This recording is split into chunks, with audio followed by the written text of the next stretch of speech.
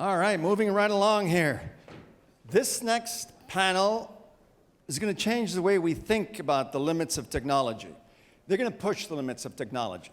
So let me begin. The moderator and a good friend is José Minguez Matorras, the head of innovation at Endesa. Let's give him a big hand. We then have Luis Saiz Gimeno, head of innovation at BBVA. We have Javier Ramirez, technical evangelist at Amazon. We have Marco Hernansanz, VP of Strategy and Business Operations at Salesforce. And finally, Enric Delgado, distinguished engineer at who else but IBM. Let's give him a big hand.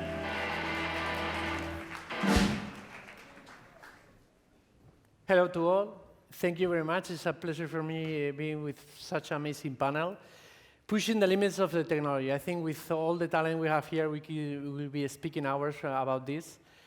I'm going to make a short question for all of you, and then we'll make some more questions. Pushing the limits of technology. At Endesa, we are pushing the limits of the technology with electric vehicles, artificial intelligence, blockchain. We have talked a lot about these days. Smart grids. But I think we always talk about how do we put the limits of technology for the customer, how we put it in the center. So I think the best person to talk about this is a representative of Salesforce, which you are doing amazing work. Right now, all the CRMs in Spain and all the countries of ENEL are being used by Salesforce. So please tell us about how are you pushing the limits of technology within your company. Thank you, Jose. Hi, everybody. So, Salesforce is what we call a customer engagement platform. So our business basically is help our customers to interact with their customers, right? So then, for us, pushing the limits of technology today means delivering what we call a customer-connected experience.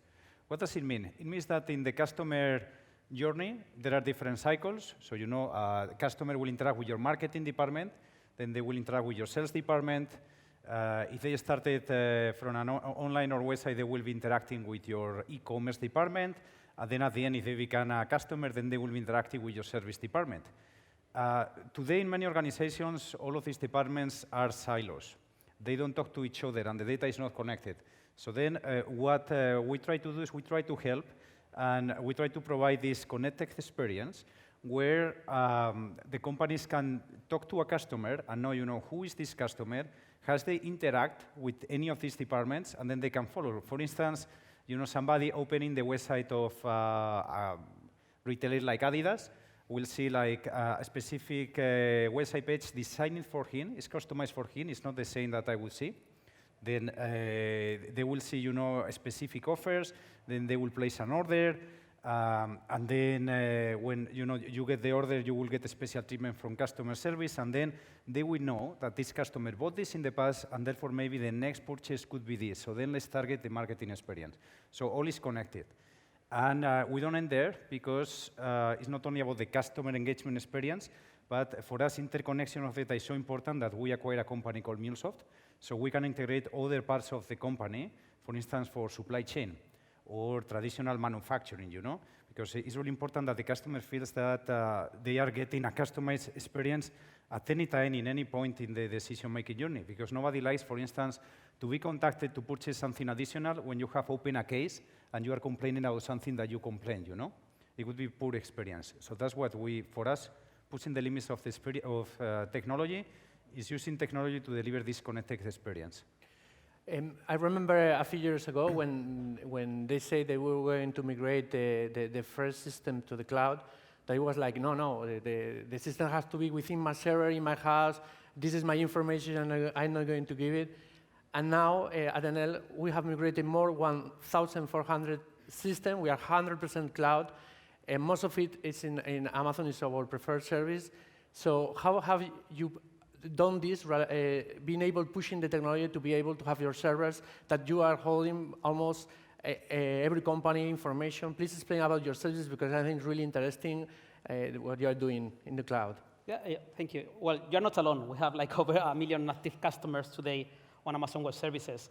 And the thing is, with the internet, we are living through a shift in technology, which is unlike any other we've seen before. And it's happening really, really, really fast. So as a company, you really want to be able to focus on what differentiates your business. And that might be, I don't know, changing the streaming model as Netflix did, or it might be creating great mobile applications like Tinder or Snap. It might be changing the energy market. So you want to focus on what makes your company unique and different, and forget about the things that don't differentiate you, like managing infrastructure.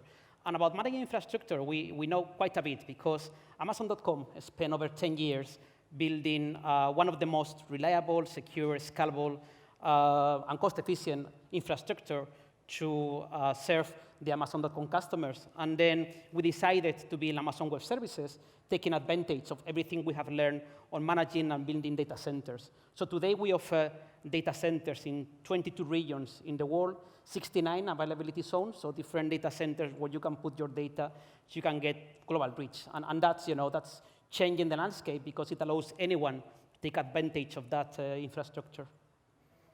I remember too when we started to launch some processes, heavy processes, that before we have to build the computers, we have to configure the computers. And I remember when I tried for the first time Amazon Web Service, that it's amazing. You can just with a few clicks, you say which machine you want, what the price you want to pay. This question goes for Enric. Do you think cloud computing will democratize computing the same way as the cloud computing has done? What is because you also offer cloud services, and of course everybody knows that IBM is one of the bigger pushers of the quantum computing. What is your view on the future for this? For quantum, you mean? For quantum? For quantum. Yeah. So let me first clarify a couple of things around quantum that usually are not very well understood. Quantum computing is not going to replace classical computing. So we will always have the type of services and the type of classical computing that we already have. But it's true that the same way that right now we have services on our public cloud or on a private cloud or whatever cloud you want, it's very likely that in a very near future, we will have, let's say, a quantum service that will be able to solve certain calculations that right now are not feasible in a classical computer. So quantum computers are useful to solve very specific problems. They are not useful for everything. So there are many things that a classical computer does better. For example, modeling a molecule, it's something that in a classical computer it's very, very difficult. So if you're a pharmaceutical company and you want to create a new product for people, you need to understand the exact structure of molecules. Simulating that in a classical computer, it's almost impossible. Well, not almost, it's impossible. While with quantum, this is feasible.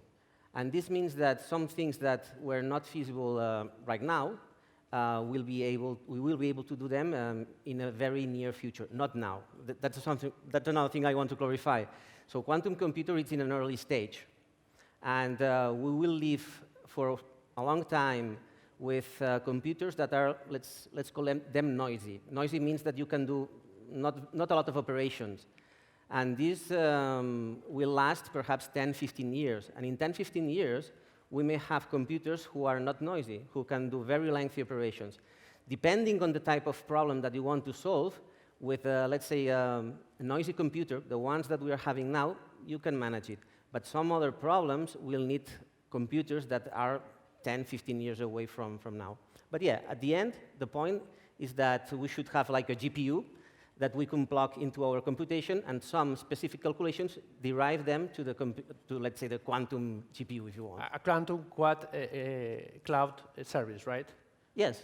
Well, that's another good point. So in IBM, when we talk about cloud, we always have this concept of hybrid, meaning public and private. We treat it the same way. But it's true that for quantum, most likely, it will be public.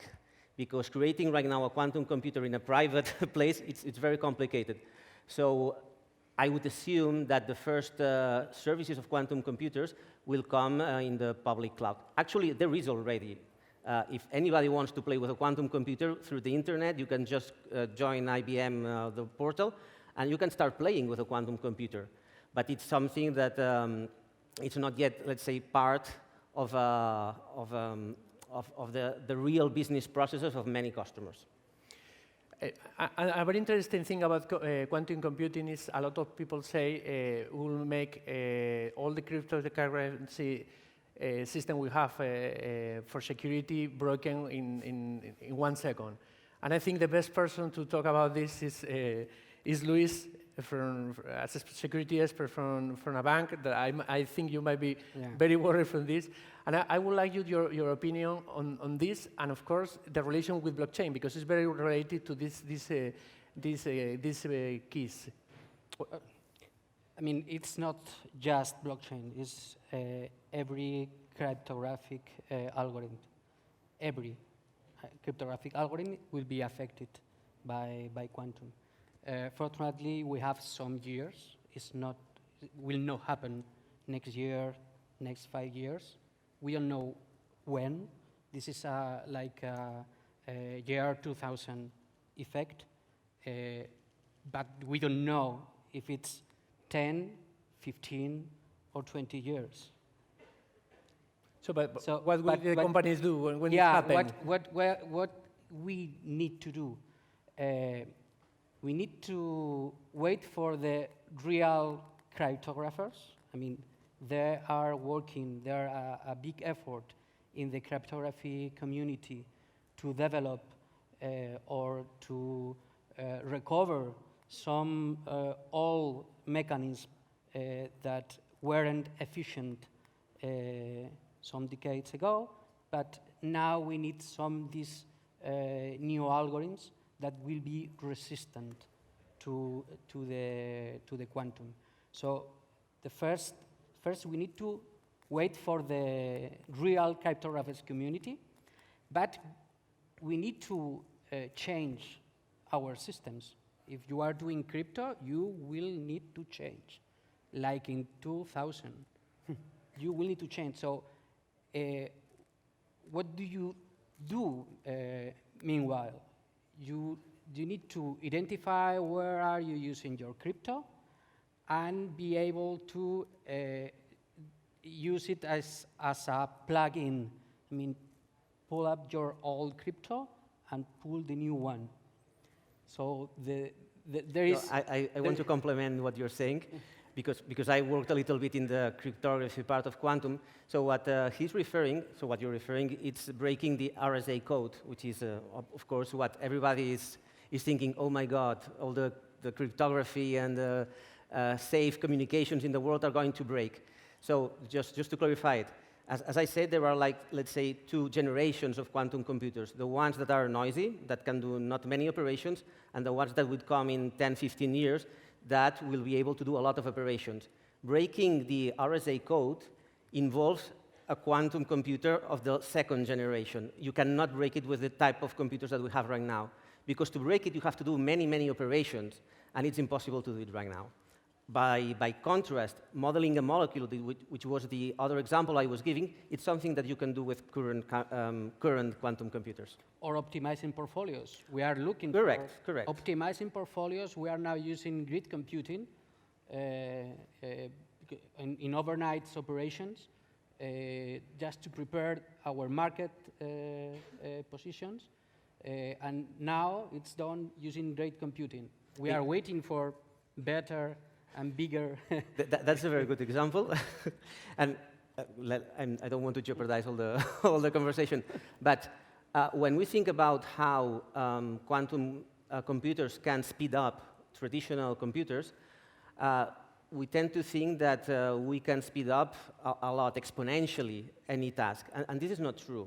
So for example, we can speed up breaking a code exponentially, which means that something that could take hundreds and hundreds of years, we can do in a few seconds.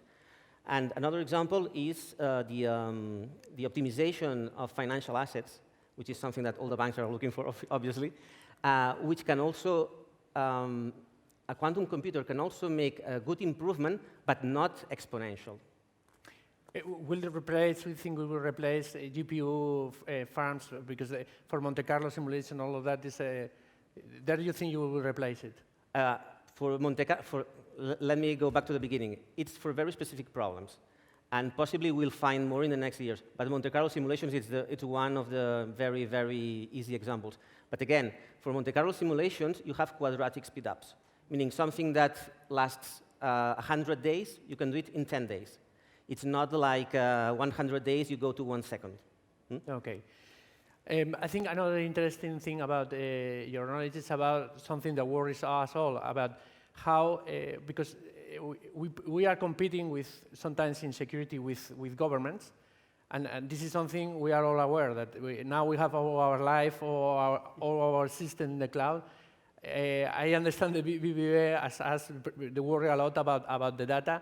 What is your opinion on security? How are we pushing the technology in security to respond to this? As a customer of all of them, of the rest of them, we are trying to use in our business every time they push the technology, we want to use it in the last mile to bring that technology to our clients. But anyway, this is a nightmare for security. But even this could be challenging. I mean, the cloud brings you other opportunities to automate security. Mm-hmm. So every time that people say, it's the cloud, wait, it's fear. No, don't fear the cloud. It's something that could allow you to automate, and in security, automation will be the key in the next years. And you have opportunity of have environments that can be created each time you release a new version. So you can test better, you can roll back better. You have a lot of opportunities with hard work, with all of them. That gives me another topic I want to talk about, because this is an event of a startup. I guess there's a lot of people from the startups. This question goes for Marco and Javier. You are providing service to big corporations as such, but I love the customization you have in your packets, that like you can pick like a lot of tools, and startups can profit too of your services. And I know that you have some business units for the startups. So I think it will be nice for the startups that tell how you're pushing the technology for them, that they can use this service. I think you could, both of you, talk a little bit about this. Yeah, I think the key that you mentioned before is software as a service, is cloud computing, because Javier made a funny comment before we started the chat about how was that, the cost of a service, the cost of a yearly salary in the past? Yep. Yeah, maybe you want to share with them. That, in the past, it was so costly to start something or to have, proper tools to run your business, because you had to pay for the service. Now, today, if you want access to the last version of Salesforce, at the end, you will need to pay your licenses. If you're a small company, a small number of licenses, and you will pay, month by month. So, and when you are not happy, you can leave. So then you don't need to invest upfront. And for every customer, whether we are talking about Endesa or whether we are talking about a small company, is access to the same technology. You can leverage what others are using. You are going to get free updates. You are going to get artificial intelligence with instant analytics, and you get exactly the same. And to give you a data point, I think roughly in EMEA, 15% of our revenue, which is not small, comes from SMBs, from companies below 100 employees. And we also serve companies below 10 employees, same solutions. So one of the things I like to talk about when I talk to startups and other companies is, and it goes very well with what you were saying, because at some point, quantum is going to, to be able to break any algorithm we know right now. And probably in your startup, you don't have any expert on security, because security is hard and expensive.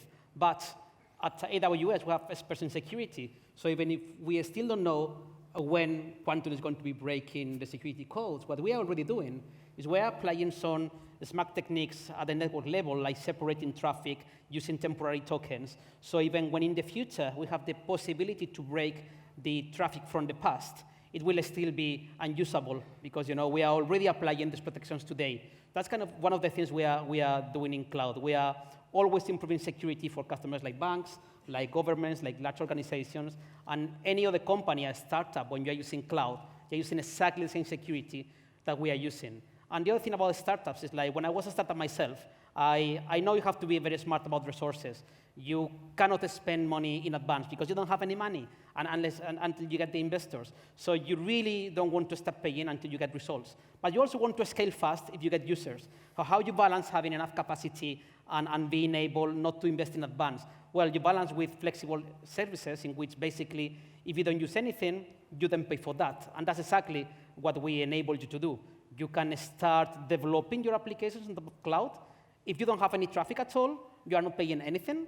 If you have a spike on traffic, that's OK. We absorb the spike on traffic. We charge you for what you are using there. But you don't have to be worrying about, OK, how much traffic I need to provide, how many servers, what if I don't have any users? You don't have any users, you don't pay for anything. So that's kind of the thing about using a cloud, that you really can be flexible and you can go global in a very simple way. You can have global reach as any other large corporation, just being a startup. And as you were saying, when I started working, one of the servers I was using, it cost 1 year of my salary. And my boss was in love with my server, not really with me. Today, a server can cost you $5 a month, so you really can innovate and experience with a very, very, very low entry point, and you can innovate, which is what you want to do when you are a startup. And even if you are not a startup and you have big money, you need to also do the same thing, because if not, you cannot compete with the new entrants. So that's something that we are using, lambdas, using everything that could our cost. It's something that we need. We have 4 minutes left. Now comes a hard question. Answer.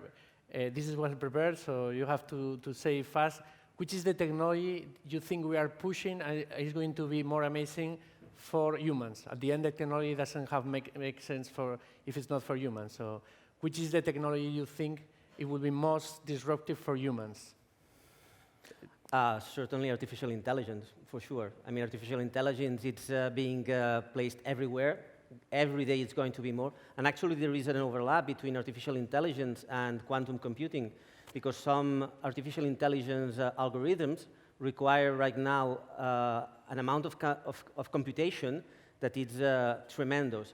And quantum can help a lot in making some artificial intelligence models much more effective and much quicker. So for me, artificial intelligence, for sure, it's obvious, the disruptive technology. In our department, in Innovation Labs in BBVA, we have three different areas. One is cloud or hyperscale. The another one is security, that's me, and the other one is machine learning. So machine learning is also one of our focus, and how to use machine learning for security or security for machine learning, every connection. Yeah, I also see machine learning and things like being one of the main drivers today of good things to come. We actually enable people to start working with machine learning in an easy way, but I will think when we talk about what's good for humans, it will be artificial intelligence, but when it crosses the physical devices world. Like, for example, we have today devices like Alexa that are changing a way how you interact with technology. We are talking about self-driving cars. So I think the interaction between the physical world and artificial intelligence, that's really going to have an impact in our lives. Yeah, and I concur with all of my colleagues. I was going to say artificial intelligence as well. It's not only one technology. I think it's a compilation of different technologies playing here. But at the end, today we have already some meaningful examples, but as they were saying, it's evolving a lot. Now, voice, artificial intelligence over voice is getting more and more impressive. And with all of the things connected and the combination with 5G, that is another technology which will amplify artificial intelligence, the possibilities are just, the use cases that you can think of are amazing.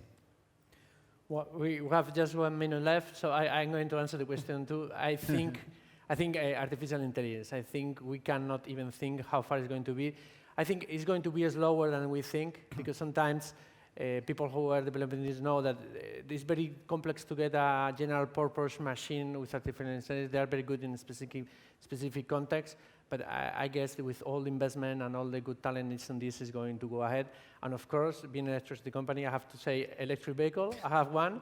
But I have to say that I never thought I would have one electric car. So the amazing thing of the technology is that we keep pushing and pushing, but we never know where it's going to end. So I think that's my final word.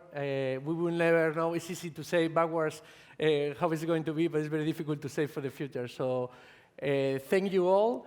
Here we end. I hope you like this panel, and thank you all for attending.